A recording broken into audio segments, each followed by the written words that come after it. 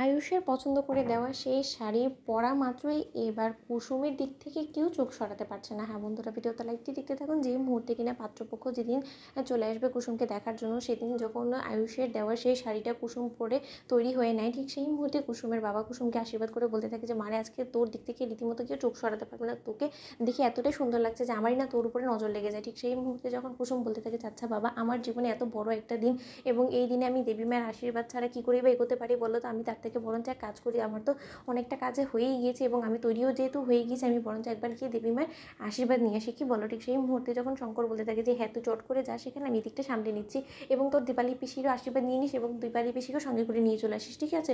ঠিক সেই মুহূর্তেই যখন সেখানে ঈশানের সঙ্গে গার্ডেনে দেখা হয়ে যায় কুসুমের এবং ঈশান বলতে থাকে যে আরে জাদুকর, তোমাকে দেখে তো বেশ মানাচ্ছে, তোমার এই শাড়িটা তোমার উপরে কে পছন্দ করে দিল তোমার এই শাড়িটা? ঠিক সেই মুহূর্তে যখন কুসুম বলতে থাকে যে ছোটো সাহেব আমাকে পছন্দ করে দিয়েছে, ঠিক সেই মুহূর্তে যখন ঈশান বলতে থাকে যে ভাইদা যেহেতু পছন্দ করে দিয়েছে, তাহলে ভাইদার চয়েস তো অবশ্যই এক্সক্লুসিভ হবে এবং আমার মনে হয় যে তোমাকে সব থেকে দোকানে এক্সক্লুসিভ কালেকশনটাই ভাইদা দিয়েছে, নয়তো এতটা কী করে একটা শাড়ি শাইন করতে পারে বলো তো? ঠিক সেই মুহূর্তে যখন ইন্দ্রাণী গাঙ্গুলি পুজো দিয়ে বাড়িতে ঢুকতে নেয় এবং কুসুম যখন ওর দীপালি পিসির আশীর্বাদ নেয় এবং বলতে থাকে যে দীপালি পিসি, জানো তো আমার জীবনে আজকে এত বড় একটা বিশেষ দিন, মা থাকলে হয়তো আরও বেশি আনন্দিত হতো, কিন্তু তার সত্ত্বেও মা নেই, মায়ের জায়গায় তুমি আছো, তার জন্য তোমার আশীর্বাদ নিতে এসেছে এবং বাবা বলেছে তোমাকে আমার সঙ্গে করে নিয়ে যেতে এবং দেবী মা কোথায় বলো তো? দেবী মায়েরও আশীর্বাদ নেওয়ার জন্য আমি এখানে এসেছি। অন্যদিকে এই কথা বলা মাত্রই যখন দীপালি বলতে থাকে যে ম্যাডাম, আসলে আপনার সঙ্গে কিছু জরুরি কথা ছিল, কুসুম এসেছে আজকে, যেহেতু পাত্রপক্ষকে দেখতে আসবে তার আগেও একবার আপনার আশীর্বাদ নিতে চাই আপনার পা ছুঁয়ে, আপনি যদি একটু সময় দিতেন। ঠিক সেই মুহূর্তে যখন ইন্দ্রাণী গাঙ্গুলি বলতে থাকে যে ও হ্যাঁ,